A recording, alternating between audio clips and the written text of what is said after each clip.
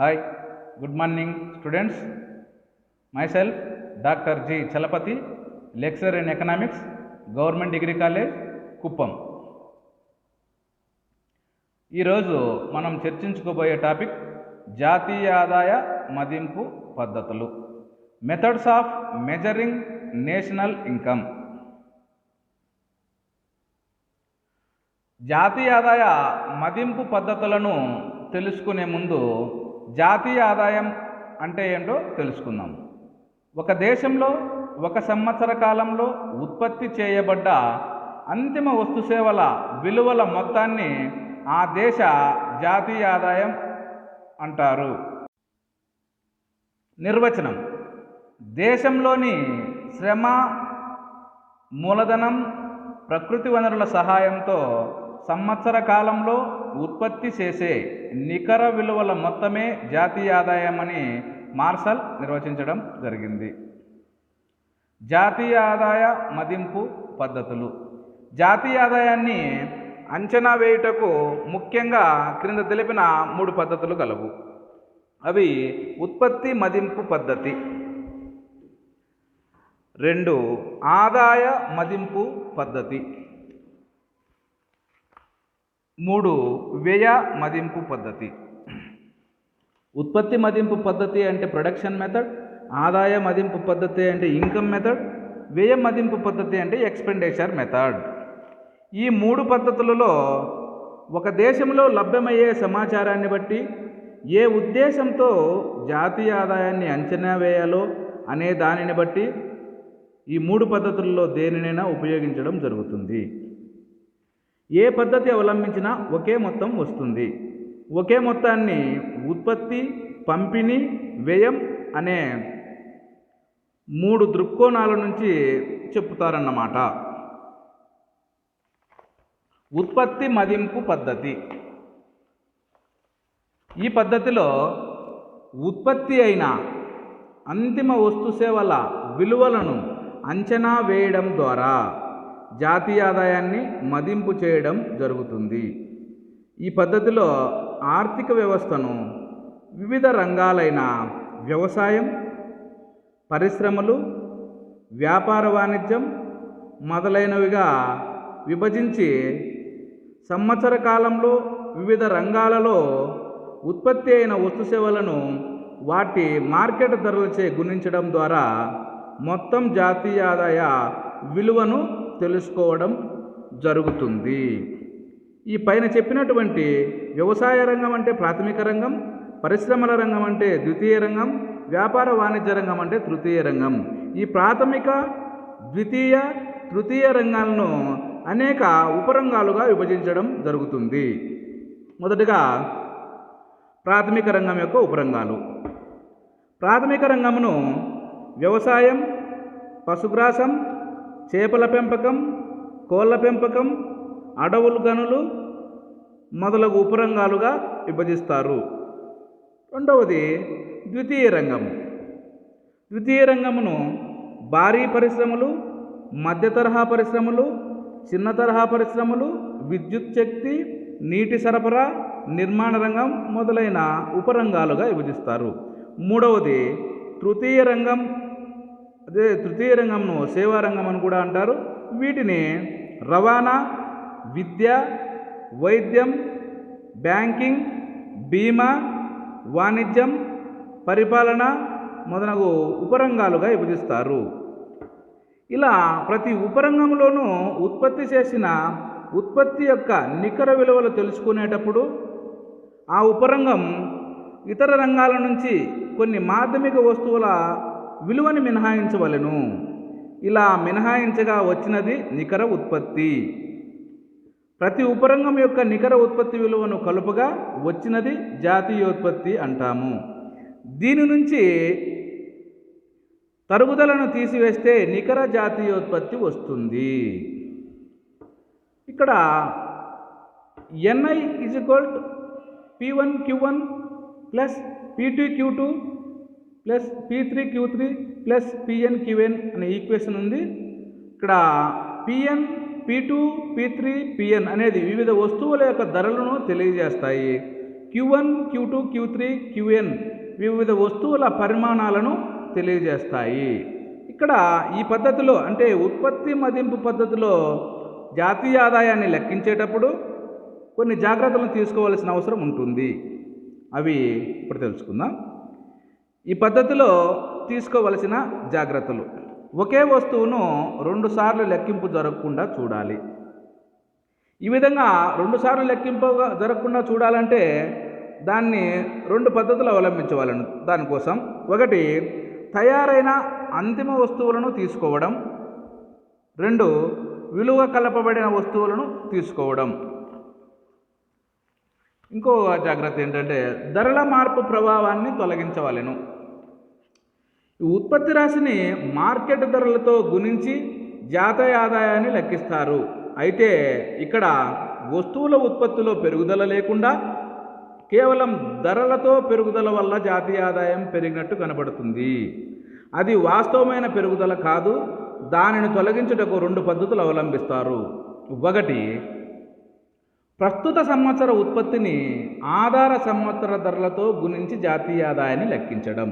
అంటే ఏ సంవత్సరం వచ్చినటువంటి ఉత్పత్తి యొక్క విలువను ఆ సంవత్సర ధరలతో గుణించి చెప్పకుండా ఆధార సంవత్సరం యొక్క ధరలతో గుణించి చెప్పడం. ఫర్ ఎగ్జాంపుల్, 2020 సంవత్సరంలో వచ్చినటువంటి ఉత్పత్తికి 2011-12 ఆధార సంవత్సరం అనేటువంటి ఆ సంవత్సరం యొక్క ధరలు తీసుకొని ఈ ఉత్పత్తిని గుణించిగా వచ్చినటువంటి దాన్ని నిజ జాతీయ ఆదాయంగా మనం చెప్పుకోవచ్చు. ప్రస్తుత ధరలలో జాతీయ ఆదాయాన్ని ధరల సూచితో కూడా సర్దుబాటు చేయవచ్చు. ఆదాయ మదింపు పద్ధతి. ఈ పద్ధతిలో జాతీయ ఆదాయాన్ని పంపిణీ దృక్కోణం నుంచి తెలియజేయడం జరుగుతుంది. అంటే ఆదాయాల మదింపు పద్ధతిలో ఒక సంవత్సర కాలంలో దేశంలోని వివిధ ఉత్పత్తి కారకాలు అవి ఉత్పత్తి ప్రక్రియలో పాల్గొనడం ద్వారా పొందినటువంటి ఆదాయాలను కలపడం వలన, అనగా భూమికి చెల్లించే బాటకం, శ్రామికులకు చెల్లించే వేతనాలు, మూలధనానికి చెల్లించే వడ్డీ మరియు వ్యవస్థాపకునికి లాభాలు లేదా నష్టాలు మొదలైన వాటినన్నిటినీ కలిపి జాతీయ ఆదాయాన్ని మదింపు చేయడం జరుగుతుంది. ఇక్కడ NI = R + W + I + P అని చెప్పడం జరిగింది. R అంటే రెంట్ బాటకం, W అంటే వేజెస్ వేతనాలు, I అంటే ఇంట్రెస్ట్ వడ్డీ, P అంటే ప్రాఫిట్స్ లాభాలు లేదా నష్టాలు. ఈ పద్ధతిలో తీసుకోవలసిన జాగ్రత్తలు అంటే ఆదాయ మదింపు పద్ధతిలో ఆదాయాన్ని మదించినప్పుడు, జాతీయ ఆదాయాన్ని మదించినప్పుడు తీసుకోవలసిన జాగ్రత్తలు: వ్యాపార సంస్థలు కొంత లాభాలను వాటాదారులకు పంచకుండా తమ దగ్గరే ఉంచుకుంటాయి. వాటిని జాతీయ ఆదాయంలో కలపవలెను. వ్యక్తులకు ప్రభుత్వం నుంచి కొన్ని రకాలైన బదిలీపు చెల్లింపులు లభిస్తాయి. ఆ బదిలీ చెల్లింపులను జాతీయ ఆదాయంలో కలపరాదు. బదిలీ చెల్లింపులు అంటే నిరుద్యోగ భృతి, వృద్ధాప్య పెన్షన్లు, రిటైర్డ్ అయినటువంటి వ్యక్తులకు వచ్చేటువంటి పెన్షన్లు, వృద్ధాప్య సమయంలో పిల్లలు తల్లిదండ్రులకు ఇచ్చేటువంటి మనీ మరియు పిల్లలకు తల్లిదండ్రులు ఇచ్చేటువంటి మనీ. ఈ విధంగా ఈ బదిలీ చెల్లింపు అంటే మనం గమనించాల్సింది ఏమిటంటే ఎటువంటి ఆర్థిక కార్యకలాపాలలోనూ పాల్గొనకుండా వచ్చినటువంటి ఆదాయాన్ని మనము బదిలీ చెల్లింపు అంటాము. ఇటువంటి వాటిని జాతీయ ఆదాయంలో కలపరాదు. అదేవిధంగా ఇంట్లో గృహిణి సేవలు లాంటి ఉచిత సేవలను కూడా జాతీయ ఆదాయంలో కలపరాదు. వ్యయ మదింపు పద్ధతి.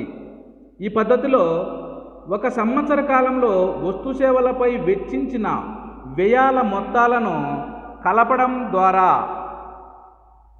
జాతీయ ఆదాయాన్ని అంచనా వేయడం జరుగుతుంది.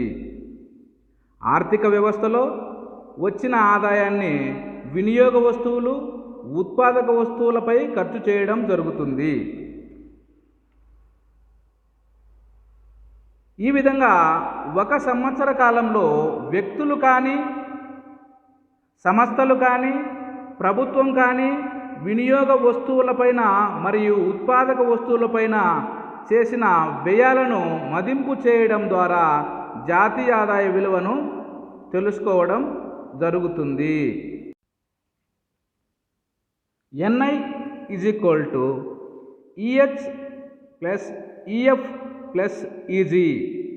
ఈహెచ్ అంటే expenditure of household, EF అంటే ఎక్స్పెండిచర్ ఆఫ్ ఫర్మ్స్, ఈజీ అంటే ఎక్స్పెండిచర్ ఆఫ్ గవర్నమెంటు. ఈ విధంగా కుటుంబ ఖర్చులు, సంస్థల ఖర్చులు, ప్రభుత్వం యొక్క ఖర్చులు అన్నీ యొక్క ఈ కుటుంబాలు చేసినటువంటి వ్యయాలను, సంస్థలు చేసినటువంటి వ్యయాలను, ప్రభుత్వం చేసినటువంటి వ్యయాలను, ఈ వ్యయాలన్నింటినీ కలిపితే వచ్చేటువంటి ఆదాయాన్ని వ్యయ మదింపు పద్ధతి ద్వారా జాతీయ ఆదాయాన్ని లెక్కించడం అంటాం. ఇక్కడ ఈ పద్ధతిలో తీసుకోవలసిన జాగ్రత్తలు అంటే వ్యయ మదింపు పద్ధతిలో లెక్కించేటప్పుడు తీసుకోవలసిన జాగ్రత్తలు: నిర్ణీత కాలపరిమితికి ముందు ఉత్పత్తి అయిన వస్తు సేవలపై చేసిన వ్యయాలను కలపకూడదు. అదేవిధంగా వస్తు సేవలకు సంబంధం లేని వ్యయాలను కూడా కలపకూడదు. ఫర్ ఎగ్జాంపుల్, లాటరీ టికెట్లు మొదలైన వాటిపై వెచ్చించిన మొత్తాలను కలపరాదు. అదేవిధంగా బదిలీ చెల్లింపులపై వెచ్చించిన మొత్తాలను కూడా కలపరాదు. ఉదాహరణకు నిరుద్యోగ భృతి, వృద్ధాప్య పింఛన్లు మొదలైనవి. ఈ బదిలీ చెల్లింపులు అంటే ఏంటంటే ఎటువంటి ఆర్థిక కార్యకలాపాల్లోనూ పాల్గొనకుండా వ్యక్తికి లభించేటువంటి ఆదాయాలు. కాబట్టి వీటి యొక్క ప్రవాహము ఒకవైపుకు మాత్రమే ఉంటుంది. కాబట్టి వీటిని జాతీయ ఆదాయంలో కలపరాదు. ఎందుకంటే ఇవి ఏ విధమైన వస్తు సేవలను ఉత్పత్తి చేయవు. కాబట్టి ఈ రకమైన వ్యయాలను కలపరాదు. మధ్య రకం వస్తు సేవల విలువ అంతిమ వస్తు సేవల విలువలో చేరి ఉంటుంది. కాబట్టి మధ్య రకం వస్తు సేవలపై వెచ్చించిన మొత్తాన్ని కలపకూడదు. ముఖ్యంగా ఈ పద్ధతిలో జాతీయ ఆదాయాన్ని నిర్ణయించేటప్పుడు రెండు ప్రధాన సమస్యలు ఎదురవుతాయి. ఒకటి, మధ్య రకం వస్తువులపై వెచ్చించిన మొత్తాలను తెలుసుకోవడం. రెండు, మార్కెట్లో అమ్ముడుపోని వస్తువుల పరిమాణం తెలుసుకొని వాటిని మార్కెట్ ధరలతో వాటి విలువ కట్టడం. ఈ విధంగా వ్యయ మదింపు పద్ధతిలో జాగ్రత్తలను పాటించి ఆదాయాన్ని లెక్కించవలసి ఉంటుంది. జాతీయ ఆదాయ మదింపు సమస్యలు. జాతీయ ఆదాయ పద్ధతిలో మదించేటప్పుడు, జాతీయ ఆదాయాన్ని ఈ మూడు పద్ధతుల్లో మదించేటప్పుడు కలిగేటువంటి సమస్యలు: డబల్ కౌంటింగ్. అభివృద్ధి చెందుతున్న దేశాలలో ముడి పదార్థాలు మరియు అంతిమ వస్తువుల మధ్య సరైన భేదం లేనందున వస్తువుల విలువను రెండుసార్లు లెక్కించడం జరుగుతుంది. దీనివలన జాతీయ ఆదాయ విలువల సమాచారం కరెక్ట్గా రాదు. మార్కెట్లోకి రాని ఉత్పత్తిలో కొంత భాగం మార్కెట్లోకి రాదు. దానికి కారణం ఉత్పత్తిదారులే తమ సొంత వినియోగం కోసం ఉపయోగించడం జరుగుతుంది. అంతేకాకుండా అభివృద్ధి చెందుతున్న దేశాలలో నేటికి ఉన్న వస్తు మార్పిడి విధానం వల్ల కూడా ఉత్పత్తి చేయబడ్డ పరిమాణం అంతా కూడా మార్కెట్లోకి రావడం లేదు. ఫలితంగా జాతీయ ఆదాయ అంచనాలు సరిగా చూపడం జరగదు.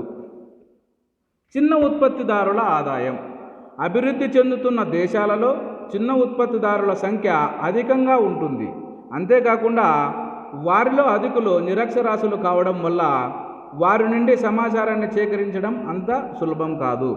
ఫలితంగా జాతీయ ఆదాయ లెక్కింపు సమస్యగా ఉంటుంది. పెద్ద ఉత్పత్తిదారులు. వీరు పన్ను ఎగవేయాలనే ఉద్దేశంతో తప్పుడు లెక్కలను చూపిస్తున్నారు. ఇక్కడ ఇంకొక సమస్య కూడా ఉంటుంది: శిక్షణ పొందిన సిబ్బంది కొరత. జాతీయ ఆదాయాన్ని లెక్కించడానికి సిబ్బంది తగిన శిక్షణ కలిగి ఉండాలి. తగినంత మంది శిక్షణ పొందిన సిబ్బంది లేకపోవటం వలన జాతీయ ఆదాయాన్ని గణన సరిగా అంచనా వేయలేకపోతున్నారు. అదేవిధంగా నివేదించబడని చట్ట వ్యతిరేక ద్రవ్యం. దేశంలో చాలామంది ఉత్పత్తిదారుల ఖాతాలలో చూపకుండా చట్ట వ్యతిరేక ద్రవ్యాన్ని నిర్వహిస్తున్నారు. ఫలితంగా నల్ల ద్రవ్యం రోజు రోజుకి పెరుగుతూ వస్తుంది. దీనివలన సమాంతర ఆర్థిక వ్యవస్థ వృద్ధి చెందుతుంది. ఈ నల్ల ద్రవ్యం కూడా జాతీయ ఆదాయ లెక్కల సేకరణలో అడ్డంకిగా నిలుస్తూ ఉన్నది.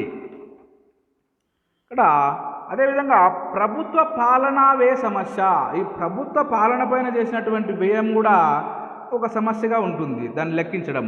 అదేవిధంగా అంటే ప్రభుత్వ వ్యయంలో ఎంత భాగం జాతీయ ఆదాయంలో తీసుకోవాలి, ఏ భాగాన్ని తీసుకోరాదు అనేది సమస్య. ఉదాహరణకు యుద్ధ సమయాల్లో వెచ్చించేటువంటి వ్యయము, పార్కులు లైబ్రరీలపై వ్యయము జాతీయోత్పత్తికి దోహద చేస్తుందో లేదో కూడా చెప్పలేము. నెక్స్ట్ ఆధార సంవత్సరంలో లేని వస్తువు ఉత్పత్తి సమస్య. భారతదేశం లాంటి అభివృద్ధి చెందుతున్న దేశాలలో రోజు రోజుకి కొత్త వస్తువుల ఉత్పత్తి జరుగుతూ ఉంది. వీటి ఆధార సంవత్సర ధరలతో లెక్కించలేము. అంటే కొత్త వస్తువులు ఆధార సంవత్సరంలో లేనటువంటి వస్తువులను, కొత్త వస్తువులు తయారైనప్పుడు వాటి యొక్క ధరను ఆధార సంవత్సర ధరలతో లెక్కించడం కొంచెం కష్టసాధ్యమైనటువంటి పని. జాతీయ ఆదాయ మదింపు ప్రయోజనాలు. దేశ ఆర్థిక విధానాలను రూపొందించడానికి సహాయపడుతుంది. దేశంలోని ప్రజల జీవన ప్రమాణ స్థాయిని తెలుసుకొనుటకు ఉపయోగపడుతుంది. దేశంలోని వివిధ రంగాల పనితీరును అంచనా వేయుటకు తోడ్పడుతుంది. ఒక దేశ ప్రణాళికల రూపకల్పన, బడ్జెట్ తయారీ, పన్నుల విధానం మొదలైన జాతీయ ఆదాయ అంచనాలతో ముడిపడి ఉంటాయి. Thank you.